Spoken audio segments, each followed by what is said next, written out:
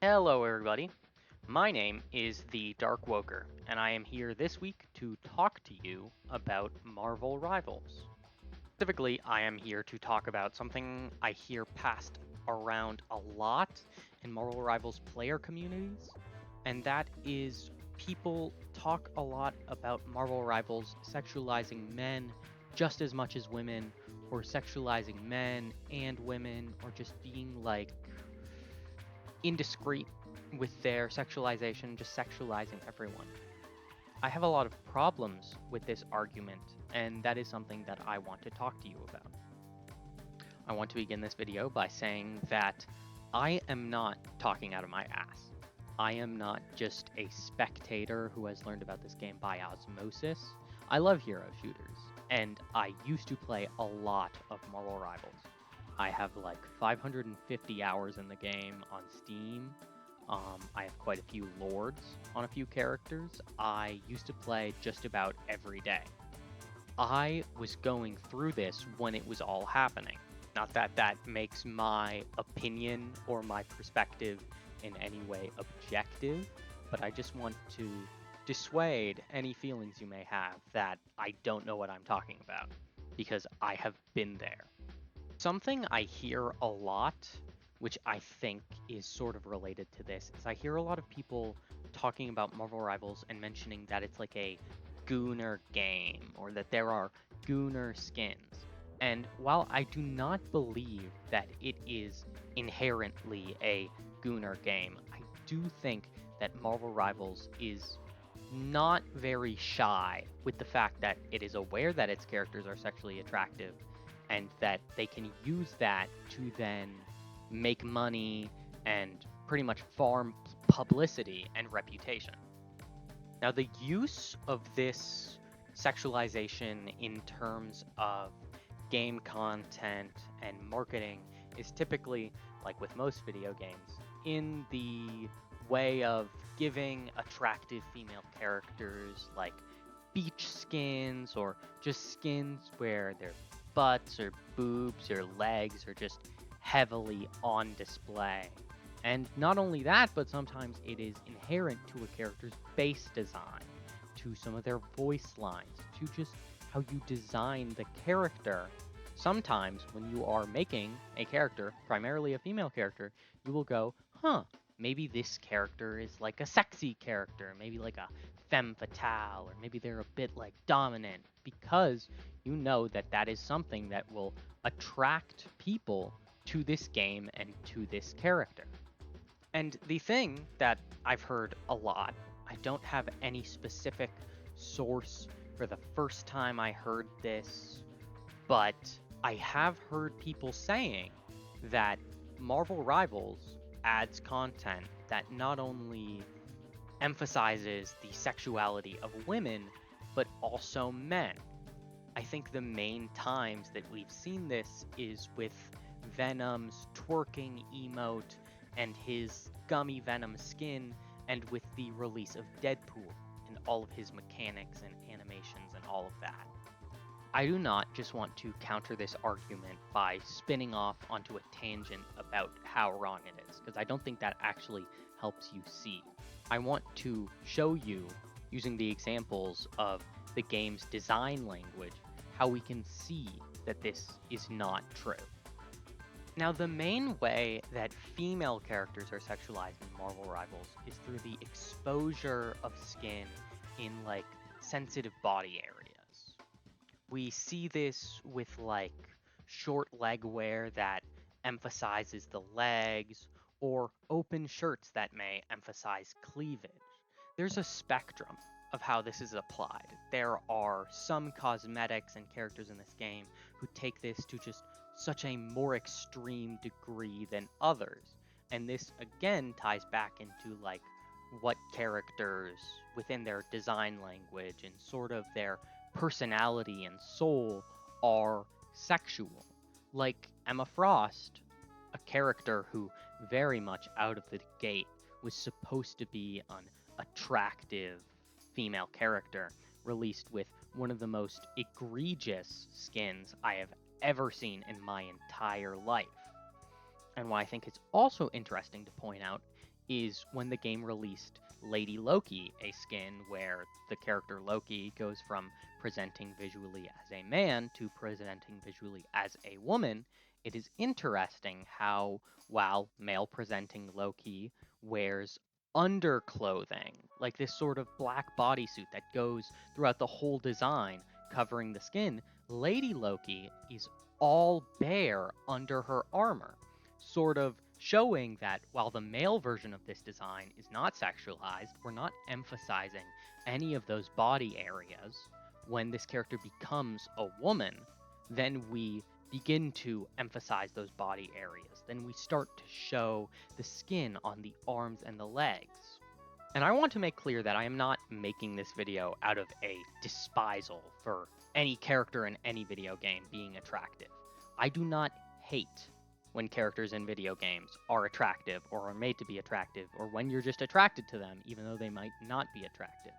I do not think it is a fair or productive argument to say, ew, this character has big boobs.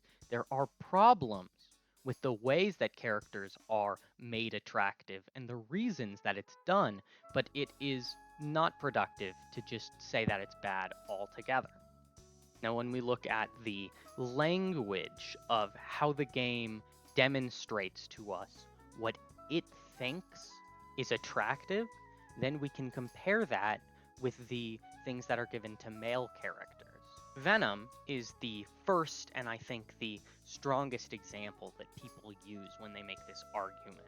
And that is because Venom has an emote where he twerks, and he has a skin which has a highlight and little cutscene intro where he shakes his butt and it jiggles around. However, I would like to point out that the game clearly does not think that Venom's butt is a sexual thing. First off, isn't it a bit interesting how this character gets the twerking emote and the shaking butt, but rather they are so much more conservative with how they treat these areas on female characters. If they were willing to do this on anyone because they thought that it was ooh, it's titillating, then they probably would have done it on one of the characters who that titillation is a strong part of how they are marketed and sold. But another part of this is that Venom is not a real person. He's a cartoon character. He's this giant mass of goo. He's not really identifiably human. So it's fine to take the 2 circles on his back that vaguely resemble where a butt would be and just have him bounce around. It's fun, it's cartoony, and I think what the game thinks is that it's funny. They think it's funny that Venom twerks. They think it's funny that Venom's butt bounces around. Look at the skin, which has this highlight intro. Look at it. It is definitely not intended to arouse anyone, or it's not supposed to communicate the fact that this is a sexual or attractive character. It's a purple space blob wearing a little tutu with a dollop of whipped cream on his head. It's a joke. It's a gaffe. And this leads directly into how the next example of a male character being sexualized, which people use as one of the flagships of this argument, is Deadpool, a character who is pretty much exclusively a joke. Every part of Deadpool's design is supposed to be funny. From his walk cycle, to the way that he talks, to the things he says when he talks, he is supposed to be funny. He's a joke character. It's part of how Deadpool works. Which is why, again, when he begins to use his butt as a weapon, when his butt is part of his highlight intros, and when it's part of his reveal cinematic, and when it's part of his unique mechanics, when it's his second hit of his melee, it's clear that they are doing that because it is funny. It is just, to them, a way to emphasize that he is supposed to be funny. He's a male character, he's throwing around his butt, it's being emphasized in all of this material because they think it is funny. Also, I'd like to bring attention to the fact that Deadpool, again, is sort of a cartoon character in this game. He also has like this amorphous silhouette, which is clearly supposed to communicate a lot more character than it is any human aspect. Like, it is supposed to visually flow with all of the hijinks that Deadpool gets up to, all of the very slapstick stuff he does. It is not supposed to draw the eye to any traditional focus points on a human character. But it is not just the specific way that characters are sexualized that is asymmetrical. It is also what sorts of characters are sexualized, which is very unbalanced.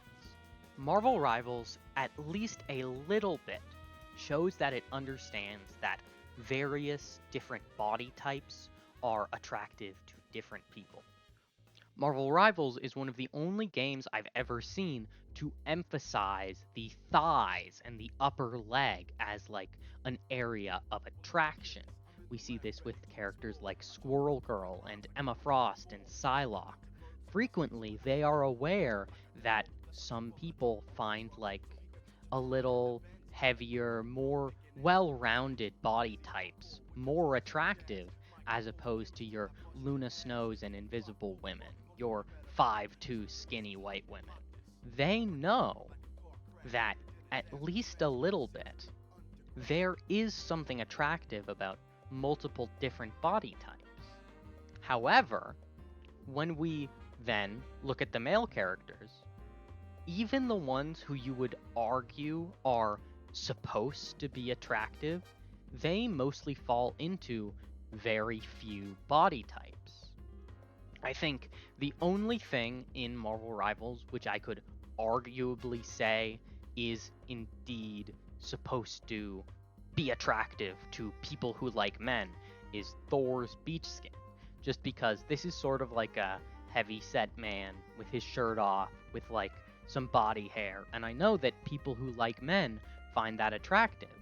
But it is also interesting that, like, this is, one, a very mild version of that, and I would say that Marvel Rivals Thor is still more muscular than he is, like, really just large in the way that I think people really find attractive. But also that this is, like, the only one of its kind. All of the other male characters are either just sort of lithe, sort of muscular, just a very average body shape, or they are complete cartoon characters with unrealistic, cartoonish proportions. There is no variety of unique, sort of realistic male body shapes. You have your sort of thin guys, you've got your strong guys, and you've got guys in the middle. And that is about it. I think mentioning the distribution of cosmetics is sort of a hard thing to tie into this argument, because I think in a lot of live service games, female cosmetics are purchased and made just more than male cosmetics. Because, you know, a lot of people who play video games are straight men, or at the very least, a lot of game companies assume that the people who play video games are straight men, and then they make cosmetics to affirm that, and then when those cosmetics are purchased, no matter by who, no matter why, it sort of affirms that perspective. If you want my opinion of what a game is that actually has symmetrical sexualization of characters across genders, I am actually going to point you to Fortnite.